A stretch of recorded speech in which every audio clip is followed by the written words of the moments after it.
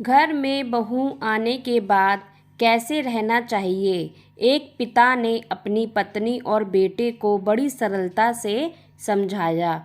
एक शहर में एक परिवार रहता था। उस परिवार में एक लड़का और उसके माता पिता रहते थे। पिता एक दुकानदार था जिसका नाम दीपक था। वह अपने बेटे को भी दुकानदारी के बारे में सिखा रहा था। जीवन अच्छा चल रहा था। सभी लोग घर में खुश थे। एक दिन लड़के के लिए एक रिश्ता आया और दीपक ने सोचा कि अब अपने लड़के का विवाह कर देना चाहिए। अब हमारा लड़का दुकानदारी भी अच्छे से जान गया है और उसे काम करने में भी कोई परेशानी नहीं होगी। दीपक कुछ सरल स्वभाव व्यक्ति था और उसकी पत्नी थोड़े पुराने विचार और चिड़चिड़े स्वभाव की थी।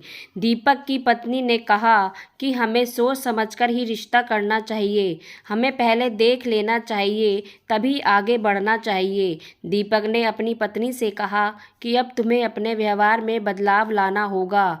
अब लड़के का विवाह हो रहा है, इसलिए हमें भी उनके अनुसार ही रहना होगा। पत्नी ने कहा कि मैं क्यों अपना व्यवहार बदलूं, मैं तो बिल्कुल सही हूँ। दीपक बहुत ही समझदार था। उसने अपनी पत्नी से कहा, मेरी बात ध्यान से सुनो। अब तक हमारा बेटा हमारी हर बात को मानता था, लेकिन जब लड़के की शादी होगी तो कुछ बातों में बदलाव आएगा।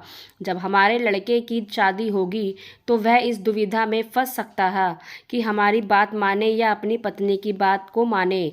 अगर वह हमारी बात मानता है तो पत्नी को बुरा लग सकता है, और अगर वह पत्नी की बात मानेगा तो तुम्हें बुरा लग सकता है। यह समस्या हमेशा बनी रहेगी। इसलिए मैं तुम्हें समझा रहा हूँ कि अब तुम्हें अपना चिड़चिड़ा और ज़िद्दी स्वभाव छोड़ना होगा, और अगर तुम अपने बेटे की खुशी चाहती हो तो बेटे की शादी के बाद अगर किसी कारणवश तुम्हारी कोई बात नहीं मानी जाए तो तुम्हें गुस्सा नहीं होना। तुम्हें उस बात को नज़रअंदाज करना होगा, क्योंकि अगर हम ऐसा करते हैं तो हमारा बेटा परेशान हो सकता है और उसके वैवाहिक जीवन में दिक्कत आ सकती है। कुछ दिन बाद लड़के की शादी हो गई थी। अगली सुबह जब बहू उठी तो दीपक ने अपनी बहू से कहा कि अब से ये घर तुम्हें ही चलाना होगा, सब कुछ तुम्हें ही करना होगा, यह जिम्मेदारी तुम्हारी है। यह कहकर दीपक और उसका बेटा दुकान की ओर चल दिए। दीपक की पत्नी कुछ नहीं बोली। उस दिन रात का खाना बहू ने बनाया और उस खाने में नमक अधिक पड़ गया था। जब दीपक और उसका बेटा दुकान से वापस आकर खाने पे बैठे तो पहला निवाला दीपक ने खाया और उसे नमक तेज लगा, पर वो कुछ नहीं बोला। और फिर बेटे ने खाना शुरू किया। बेटे ने जब नमक अधिक देखा तो अपने पिताजी की ओर देखकर कहा कि आप देख रहे हैं पिताजी, कितना तेज नमक है।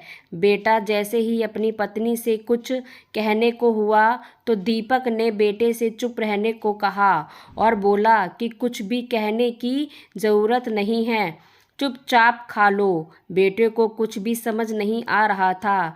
तभी पत्नी ने जब खाना खाया तो वह भी कुछ बोलने वाली थी, तो दीपक ने उसे भी कुछ बोलने से मना कर दिया। जब खाना समाप्त हो गया तो सभी लोग खड़े हो गए और दीपक बाहर टहलने चला गया। पिताजी के पीछे लड़का भी चला गया और अपने पिताजी से पूछा कि आपने आज इतना अधिक नमक का खाना क्यों खाया। पिताजी ने कहा कि तुम्हें भी यह सोचना चाहिए कि अगर तुम सबके सामने अपनी पत्नी को बुलाकर उसके खाने में कमी निकालते तो उसे कितना बुरा लगता।